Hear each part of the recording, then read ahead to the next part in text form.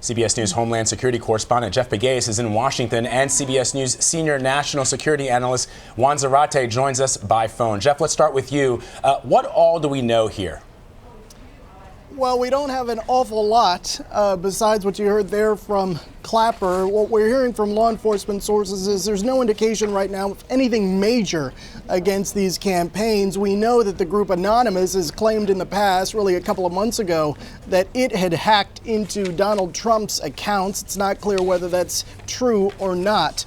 But clearly, according to law enforcement officials, this is the trend. They are dealing with more and more cases of cyber attacks, and it is conceivable now that these campaigns will be the target of hackers, and that's why you heard Clapper there mentioning the fact that the campaigns are working with DHS and FBI on how to counter that activity.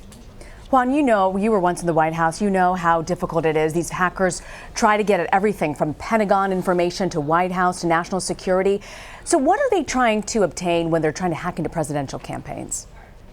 I think part of the challenge here for the campaigns and anyone in government is that you have a variety of actors trying to get at any and all information, everything from very sophisticated actors, state actors like the Chinese and the Russians, even the Iranians who are developing these kinds of capabilities, to the hacktivists, and as Jeff mentioned, groups like Anonymous that may have political or other interests at play, in addition to criminals who are just trying to get access to valuable data or even the ability to access systems that will give them the ability to profit. And so you have a full variety and spectrum of actors that are trying to use cyber tools to attack. And certainly with the Chinese and the Russians, we know that they're trying to acquire as much data as they can to understand the decision-making going on within the government, and certainly the decision-making that's beginning to form and formulate how these new teams and the candidates are thinking about foreign policy.